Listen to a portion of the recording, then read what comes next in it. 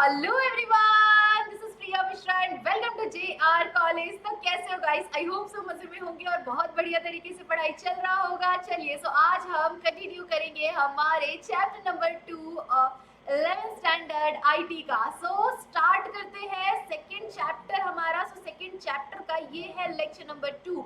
इससे पहले lecture number 1 जा चुका है। अगर आपने लेक्चर नंबर 1 नहीं देखा है तो प्लीज जल्दी से जाकर कंप्लीट करो ताकि आपको पता चले introduction to DBMS. So introduction पता चले आपको डीबीएमएस का। डीबीएमएस होता क्या है, डेटाबेस मैनेजमेंट सिस्टम होता क्या है, उसके अंदर क्या काम किया जाता है, ऐसी मल्टीपल चीजें हमने डिस्कस की है इन लेक्चर नंबर 1। सो फटाफट से जाकर लेक्चर नंबर 1 कंप्लीट कर लेना, ठीक है। चलिए, सो स्टार्ट करेंगे हमारा लेक्चर नंबर 2, जिसके अंदर हम स्टार्ट करेंगे application of DBMS. Application of DBMS, इससे पहले हमने क्या क्या देखा हुआ था? इससे पहले हमने कंप्लीट किया था इंट्रोडक्शन पार्ट, देन हमने कंप्लीट किया था डेफिनेशन ऑफ डीबीएमएस।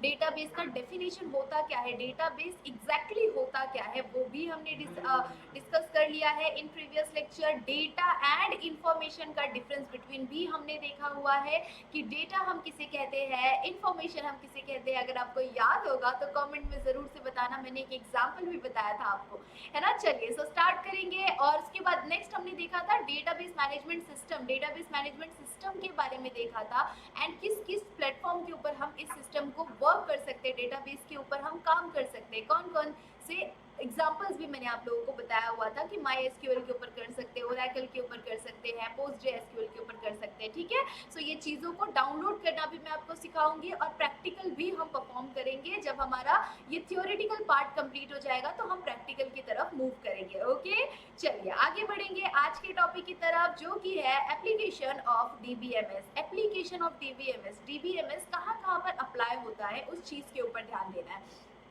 अब जब आप कभी भी घूमने जाते हैं या फिर जस्ट सपोज कि आपको गांव जाना है तो आप टिकट बुक करते हैं, है ना। ट्रैवल करना है आपको तो टिकट बुक करेंगे, ट्रेन का टिकट बुक करेंगे, प्लेन का बुक करेंगे, बसेस का बुक करेंगे, कहीं का भी बुक करना होता है, ठीक है। या फिर कौन सी ट्रेन कहाँ तक पहुंची है, हम अभी कहाँ पर है, हमारी ट्रेन अभी कहाँ पर है, हमें कितना टाइम लगेगा, वो डिस्टेंस जिस जगह पे आपको पहुंचना है उधर पे जाने के लिए आपको कितना टाइम लगेगा, ये सारी चीज़ें हम डेली बेसिस पर फील कर चुके हैं, है ना। ये चीज़ें आपने रियल वर्ल्ड में देखी होगी, सुनी होगी, यूज़ की होगी, है ना। आप नॉर्मली किसी जगह पे जाते हैं तो टिकट बुक करते हैं, ठीक है।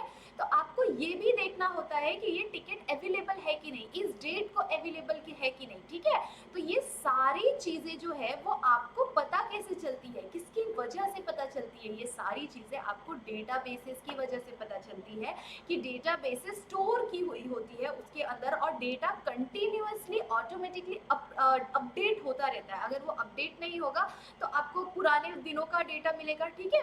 सो वो अपडेट होता रहता है और उसके अंदर ऑटोमेशन अप्लाई करके रखा रहता है कि जैसे जब समझो कि कोई प्रिपेयर कर दिया, कोई डेटा उसके अंदर डाल दिया, अब जैसे जैसे उसके अंदर डेटा एंटर होता जाएगा वैसे वैसे वो अपडेट होता जाएगा, ठीक है। सो उसकी वजह से जैसे जैसे ट्रेन आगे जा रही है आपको वो अपडेट मिलता जा रहा है कि यहाँ पर आपकी ट्रेन यहाँ तक पहुँची हुई है, इतने इतने टिकट्स बुक हो चुके हैं, इस ट्रेन में अगर 1000 सीट्स है, ठीक है, तो उसमें से 500 बुक हो चुका है, इतना बुक हो चुका है, इतने सीट्स अवेलेबल है, कौन से सीट्स अवेलेबल है, कौन सा बर्थ अवेलेबल है, ये सारी चीज़ें किसकी वजह से मिलता है आपको, किसकी वजह से समझ में आता है और आप देख पाते हैं, डेटाबेस की वजह से देख पाते हैं, ठीक है। सो डेटाबेस अप्लाई होता है रेलवे रिजर्वेशन के लिए। जब आप टिकट बुक करते हैं तो आपको देखना पड़ता है कि क्या इस डेट को ये टिकट अवेलेबल है कि नहीं, यहाँ जाने के लिए टिकट अवेलेबल है कि नहीं, ठीक है। सो रेलवे रिजर्वेशन के लिए भी डेटाबेस बहुत ज़्यादा यूजफुल है, यहाँ पर अप्लाई होता है फॉर टिकट के लिए सीट्स अवेलेबिलिटी जानने के लिए कि सीट अवेलेबल है कि नहीं ये जानने के लिए, टाइमिंग देखने के लिए हमें पता चलता है, ठीक है। सो टाइमिंग्स हम देखते हैं उसके अकॉर्डिंग हमें पता चलता है, ठीक है। सो ये सारी प्लेसेस पर, ये सारी जगहों पर मतलब कि रेलवे रिजर्वेशन के लिए आपको डेटाबेस की नीड करती है डेटाबेस वहाँ पर अप्लाई किया जाता है, ठीक है। सो डेटाबेस की वजह से, डेटाबेस वहाँ पर है, इन्हीं रीजंस की वजह से हमें ये सारी चीज़ें पता चलती है, ठीक है। उसके बाद next is library system. Library के अंदर अब जस्ट सपोज कि आपके स्कूल या कॉलेज की लाइब्रेरी लेते हैं तो हर जगह की लाइब्रेरी उतनी छोटी नहीं होती है। स्कूल एंड कॉलेज की लाइब्रेरी बहुत छोटी होती है। जब आप किसी बड़ी जगह पे जाओगे, ठीक है, तो वहाँ पर ना बहुत ज़्यादा पुरानी पुरानी बुकें रखी होती है, ठीक है। तो उन बुक्स को आपको किसने लिया था, किसने पढ़ा था, ठीक है, इससे पहले किसने पढ़ा हुआ था, उसने कौन से डेट को ये बुक को लिया था, उस कौन से डेट को उसने उस बुक को रिटर्न किया, ठीक है, उस बुक की प्राइस क्या होती है, वो बुक के ऑथर कौन है, ठीक है, वो बुक को अरेंज किया जाता है प्रॉपरली, कौन सी जगह पर वो हमें बुक मिलेगी, ठीक है, वो सारा इंफॉर्मेशन हमें मिलता है, ठीक है। सो वो भी डेटाबेस की वजह से मिलता है, क्योंकि डेटाबेस के अंदर वो सारे डेटा को स्टोर करके रखा जाता है, ठीक है। अब वो सारे डेटा अगर स्टोर रहेंगे तो जाके हमें कुछ भी इंफॉर्मेशन चाहिए तो हम उस डेटाबेस में से फाइंड आउट कर सकते हैं। लाइक बुक्स को फाइंड आउट कर सकते हैं, ऑथर को कर सकते हैं, इशू डेट कब इशू किया था, कब रिटर्न किया, ये सारे डेट को हम लोग जान सकते हैं, सारी चीज़ों को हम पता कर सकते हैं, किसकी वजह से, डेटाबेस की वजह से, ठीक है। आगे बढ़ते हैं, next is banking. Banking sector, अगर बैंकिंग सेक्टर की बात करें तो बैंकिंग सेक्टर के अंदर भी अगर आप डेटाबेस में इंटरेस्ट है, आपको डेटाबेस मैनेजमेंट सिस्टम सीखना है, समझना है, आपको इंटरेस्ट है, तो आपको ज़रूर से पता होगा कि डेटाबेसेस किस तरह से स्टोर होती है बैंकिंग के अंदर, ठीक है, कितने पैसे आए हैं, कितने पैसे कौन कितने पैसे निकाल रहा है, ठीक है। उसके बाद आपने बहुत सारी अलग अलग, जैसे ऑनलाइन आपने कितने पैसे ट्रांजेक्शन किए हुए हैं, ठीक है, तो वो सारी चीज़ें, वो सारे डेटा स्टोर रहते हैं, ठीक है।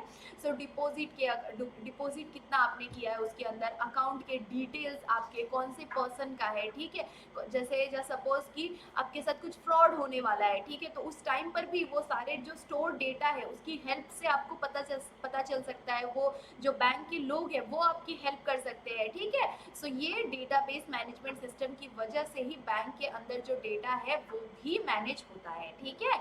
आगे बढ़ेंगे, जो कि है next is college and universities. So college and universities में कितने लोगों ने इस कॉलेज में अप्लाई किया हुआ है फॉर फॉर्म, कितने लोगों ने इस कॉलेज का फॉर्म अप्लाई किया हुआ है, कितने लोगों ने इस फॉर्म को भरा हुआ है, कितने लोगों को एडमिशन चाहिए। सो ये सारे रीजंस की वजह से स्टूडेंट के रजिस्ट्रेशन, उनके एग्जाम, उनके रिजल्ट, ये सारी चीज़ों के अंदर भी डेटाबेस बहुत ज़्यादा इंपॉर्टेंट रोल प्ले करता है। अभी मेरा यूनिवर्सिटी का एग्जाम कंप्लीट हुआ है, ठीक है, ग्रेजुएशन कंप्लीट हुआ है। सो यूनिवर्सिटी का जब जो रिजल्ट आता है ना, यूनिवर्सिटी के एग्जाम का डेट एंड उसका रिजल्ट हमें सिर्फ और सिर्फ वो साइट पे दिखाई देता है, ठीक है, मुंबई यूनिवर्सिटी के साइट पर दिखाई देता है। तो वहाँ पर डेटाबेस को स्टोर करके रखा गया है, इसीलिए हमें वो चीज़ें दिखाई दे रही है, ठीक है। सो इसमें भी अप्लाई होता है क्या, डेटाबेस मैनेजमेंट सिस्टम, ठीक है। Next is credit card transaction source को रिकॉर्ड्स, जो जो मतलब क्रेडिट कार्ड का जो ट्रांजेक्शन है, किसने कितना ट्रांजेक्शन किया है, कब किया है, वो सारे रिकॉर्ड्स मिल जाते हैं फॉर यूजेस। उसके बाद सोशल मीडिया की बात करें तो सोशल मीडिया आपका इंस्टाग्राम हो गया, फेसबुक हो गया, व्हाट्सएप हो गया, है ना। सो वहाँ पर आपको बहुत ज़्यादा मीन्स वहाँ पर आपको स्टोरेज स्टोर रहता है, आपकी चीज़ें जो रहती है वो स्टोर रहती है। और डेटाबेसेस, आप जो भी डेटा डालते हैं उस जगह पर, जो भी प्लेटफॉर्म है उस जगह पे आप जो भी डेटा अपलोड कर रहे हैं, या फिर जैसे सपोज आप इंस्टा पे फोटोज अपलोड करते हैं, है ना, सब कहते हैं ना कि वो स्टोर हो रहा है, तो यस वो स्टोर होता है, ठीक है। अब जैसे समझो कि आपने किसी चीज़ को सर्च किया है यूट्यूब के ऊपर या फेसबुक के ऊपर, किसी चीज़ को किसी वीडियो को या किसी सामान को आपने सर्च किया हुआ है, तो कंटिन्यूसली आपको वही वही वही वही चीज़ें दिखाई देगी, ठीक है। तो वो उसके अंदर भी database management system and algorithms का यूज़ होता है, तब जाकर वो उस तरह की चीज़ें आपको शो होती है, ठीक है। सो उसके अंदर भी अगेन इंपॉर्टेंट रोल प्ले करता है कौन, डेटाबेस मैनेजमेंट सिस्टम, ठीक है। सो ये डेटाबेस मैनेजमेंट सिस्टम के एप्लीकेशंस थे, ठीक है। आई होप सो आपको याद हो गया होगा, समझ में आ गया होगा। आपको क्या करना है, आपको बस ये 6 पॉइंट को याद रखना है। ये 6 पॉइंट आप याद रखेंगे तो अंदर में आप इजीली चीज़ों को लिख सकते हैं, क्योंकि ये सारी चीज़ें हमने फील की, हमने रियल लाइफ में ये सारी चीज़ें देखी हुई है ना।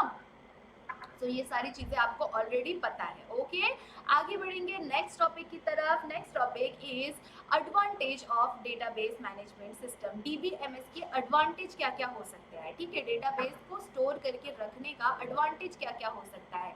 अगर डेटाबेस है, ठीक है, तो उसके अंदर रिपीटेशन नहीं हो रहा है, ठीक है।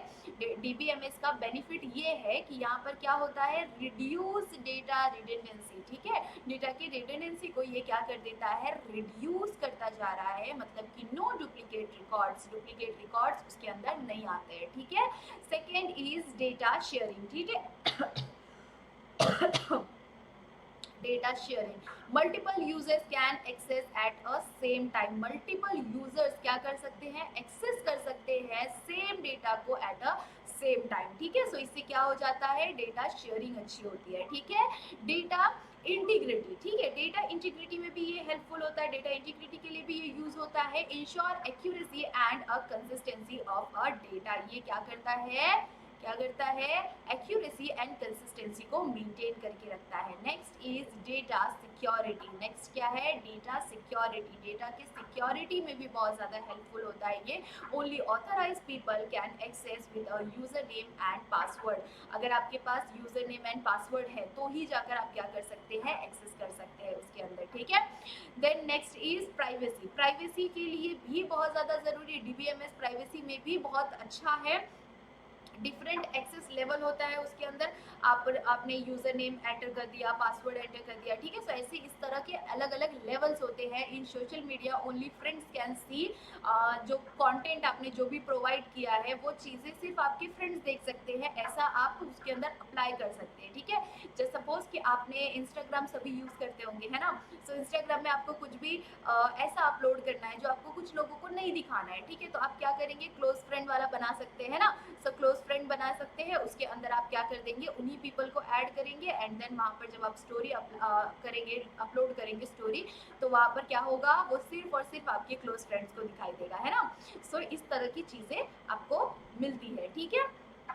Next is backup and recovery, backup and recovery, अब अगर व्हाट्सएप का एग्जांपल ले ले तो वहाँ पर हम बैकअप करते हैं ना, रिकवर हो जाता है हमारा डेटा, है ना। So backup and recovery, database take care of a authentic backup, ठीक है, automatic backup, okay. Next is less development time, यहाँ पर डेवलपमेंट टाइम भी बहुत ही कम लगता है, ठीक है। मेक एप्लीकेशन डेवलपमेंट फास्टर, वो क्या कर देता है, एप्लीकेशन के डेवलपमेंट को फास्टर कर देता है, ठीक है। तो ये कुछ 7 बेनिफिट्स थे, ये कुछ 7 एडवांटेजेस थे ऑफ अ डीबीएमएस, ठीक है, डेटाबेस मैनेजमेंट सिस्टम के कुछ एडवांटेजेस थे, ओके। आई होप सो आपको समझ में आ गया होगा। इससे पहले हमने क्या देखा, एप्लीकेशंस देखे कि कौन कौन से एप्लीकेशन है डेटाबेस मैनेजमेंट सिस्टम के, एंड नेक्स्ट हमने देखा एडवांटेजेस कौन कौन से हैं डेटाबेस मैनेजमेंट सिस्टम के। So next topic is data type in DBMS, DBMS के अंदर डेटा टाइप कौन कौन से हैं। जैसे समझो कि अगर आपको अलग अलग डेटा, ठीक है, जैसे समझो कि आपको कुछ वीडियोस है, ठीक है, कुछ ऑडियो है, ठीक है, कुछ रिटन टेक्स्ट फॉर्मेट में है, ठीक है। तो ये क्या है, इसके डेटा के टाइप है ना। यहाँ पर वीडियो एक अलग टाइप हो गया, ऑडियो एक अलग टाइप हो गया, है ना, टेक्स्ट एक अलग टाइप हो गया, नंबर एक अलग टाइप हो गया, है ना। सो ये अलग अलग टाइप है ना डेटा के। तो उसी तरह से डीबीएमएस के अंदर भी डेटा टाइप होता है। यहाँ पर डेटा टाइप इन डीबीएमएस आपको बताया हुआ है, कुछ कॉमन डेटा टाइप्स है। फर्स्ट इज कैरेक्टर, ठीक है, कैर लिखते हैं हम, कैरेक्टर टाइप को कैर कहा जाता है, मतलब कि जब आप लिखेंगे तो आप कैर लिखेंगे, ठीक है। सो कैरेक्टर के अंदर आपको बताना रहेगा कि आप कितने कैरेक्टर्स को एंटर कर रहे हैं, ठीक है। कैरेक्टर टाइप का मतलब कि आप उसके अंदर कितने भी कैरेक्टर्स को ऐड कर सकते हैं, ठीक है। लाइक फिक्स लेंथ टेक्स्ट, यहाँ पर आप फिक्स लेंथ टेक्स्ट बता सकते हैं। लाइक फॉर एग्जांपल यहाँ पर आपको ABCDEFG आप जो बताया हुआ है आपको कि कोई भी कैरेक्टर आप इसके अंदर डाल सकते हैं, ठीक है, कितने भी कैरेक्टर आप एंटर कर सकते हैं, बट आपको टाइप क्या डालना पड़ेगा, कैरेक्टर टाइप डालना पड़ेगा, ठीक है। नेक्स्ट इज वेर केयर, ठीक है। सो वेर केयर के अंदर अगेन आप मल्टीपल कैरेक्टर्स को एंटर कर सकते हैं, बस आपको ब्रैकेट के अंदर क्या करना पड़ता है, एक लेंथ देना पड़ता है कि आपने वेर केयर मतलब आप उसके अंदर कितने कैरेक्टर डालने वाले हैं, ठीक है। जो आपका जो वेरिएबल का लेंथ होने वाला है, कैरेक्टर जो है आपका वो कितना लंबा होने, कितने लेटर्स होने वाले हैं उसके अंदर, वो चीज़ आपको वेरिएबल लेंथ आपको बताना पड़ेगा, ठीक है। जैसे समझो कि यहाँ पे हमने 50 डाल दिया, तो मतलब कि यहाँ पर हमने वेर केयर के अंदर 50 लेटर्स को एंटर कर सकते हैं, ठीक है, कितना भी हम कैरेक्टर को एंटर कर सकते हैं। फॉर एग्जाम्पल नेम्स, ठीक है, आप कितने भी कोई भी नेम्स को ऐड कर सकते हैं। Next is decimal. डेसिमल क्या होता है? पॉइंट वाले नंबर, जो भी पॉइंट वाले डेसिमल वाले नंबर्स है, वो डेसिमल वाले नंबर्स को अगर आपको एंटर करना है आपके कॉलम के अंदर, आपने एक टेबल क्रिएट किया है, डेटा टेबल आप सभी को पता है, अगर कोई भी इंफॉर्मेशन है, ठीक है, डेटा रॉ फॉर्मेट में होता है, इंफॉर्मेशन रोज एंड कॉलम के फॉर्मेट में होता है, मतलब कि वो प्रोसेस्ड डेटा है, ठीक है। अब जो वो डेटा है हमारे पास वो किसके फॉर्मेट में है? रोज एंड कॉलम के फॉर्मेट में, ठीक है। अब रोज एंड कॉलम के फॉर्मेट में आपको जितने भी कॉलम्स है उन सभी कॉलम्स के उन सभी कॉलम की टाइप को आपको डिसाइड करना पड़ेगा कि इस कॉलम में इस टाइप का डेटा रहेगा, ठीक है।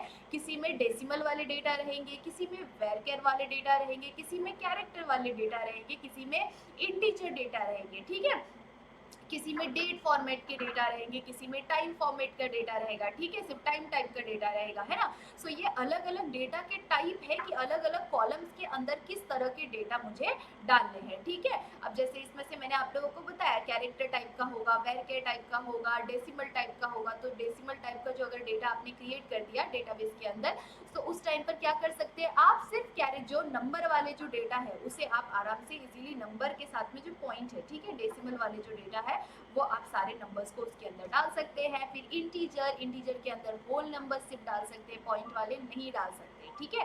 तो ये जो टाइप आपको बताया हुआ है वो टाइप आपको प्रॉपरली ऐसा टाइप डालना है जिसके अंदर आपको जिस टाइप का डेटा एंटर करना है, ठीक है।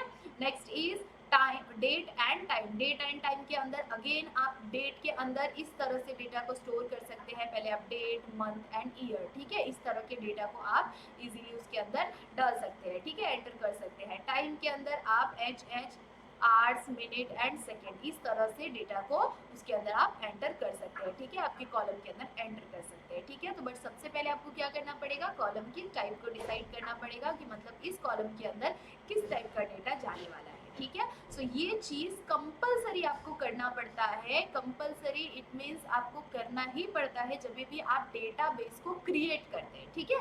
मैंने आपको क्रिएट फंक्शन भी सिखाऊंगी, डिलीट फंक्शन, अपडेट फंक्शन, ठीक है, ट्रंकेट होता है, बहुत सारी चीजें होती है, ठीक है। मैं उसी चीज के ऊपर अभी काम कर रही हूँ।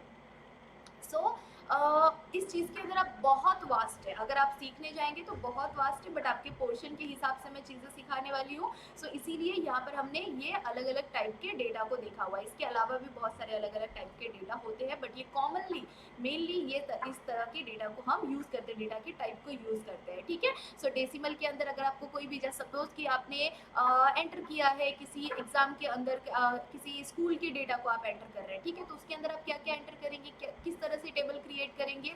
क्रिएट टेबल एंड टेबल का नेम, जो भी आप टेबल का नेम रखना चाहते हैं वो रख सकते हैं, ठीक है। आप इंसर्ट करेंगे, इंसर्ट इनटू जो भी नेम रहेगा, वैल्यूज करके आप ब्रैकेट के अंदर क्या करेंगे, जो भी चीजें हैं, ठीक है, क्रिएट आपने किया हुआ है तो क्रिएट करने के बाद आपको एंटर करना पड़ेगा कि आपको अगर नेम एंटर करना है, ठीक है, तो आप वेर केयर डाल देंगे, वेर केयर एंड ब्रैकेट के अंदर आप उसका फिक्स्ड लेंथ बता देंगे कि आपको 50 लेंथ डालना है, ठीक है। सो आप अगर आपने उसके अंदर 50 मेंशन कर दिया, 50 या 20 मेंशन कर दिया या 100 मेंशन कर दिया, तो उसके अंदर आप उतने ही कैरेक्टर्स एंटर कर सकते हैं, ठीक है। सो इस तरह से आप नेम कर सकते हैं। उसके बाद आप इंटीजर कर सकते हैं, डेसिमल वाले कर सकते हैं, नंबर्स अगर आपको एंटर करना है, ठीक है। अगर आपको डेट एंटर करना है एग्जाम के लिए, अगर एग्जाम से रिलेटेड डेट एंटर करना है या कोई टाइम एंटर करना है, तो आप इस तरह से क्रिएट के टाइम पर ही डेटा क्रिएट करने के टाइम पे ही आप डेटा के टाइप को डिसाइड कर देते हैं। एंड जब आप डेटा के टाइप को डिसाइड करेंगे तो जब आप इंसर्ट करेंगे उसके अंदर डेटा को, तो इंसर्ट करते टाइम उस तरह के डेटा को आपको उसके अंदर इंसर्ट करना पड़ेगा, ठीक है। आई होप सो आपको समझ में आ रहा होगा कि किस तरह से डेटाबेस मैनेजमेंट सिस्टम वर्क करता है। डेटाबेस मैनेजमेंट सिस्टम के अंदर कौन कौन से अलग अलग डेटा के टाइप होते हैं, एंड उसके साथ साथ हमने कुछ एप्लीकेशंस देखे हुए हैं, कुछ एडवांटेजेस देखे हुए हैं डेटाबेस मैनेजमेंट सिस्टम के अंदर। सो आई होप सो आपको आज के लेक्चर के अंदर हमने जितनी भी चीज़ें देखी सारी चीज़ें आपको समझ में आई होगी। अगर कुछ भी डाउट रह रहा है तो आप मुझे ज़रूर से कमेंट सेक्शन में बता सकते हैं, और अगर वीडियो अच्छा लगा तो प्लीज़ वीडियो को लाइक ज़रूर से कर लेना, अपने सारे दोस्तों को शेयर करना बिल्कुल भी नहीं भूलना, एंड अगर चैनल पर न्यू हो तो सब्सक्राइब ज़रूर से कर देना। तब तक के लिए बाय बाय, मिलते हैं इन नेक्स्ट लेक्चर।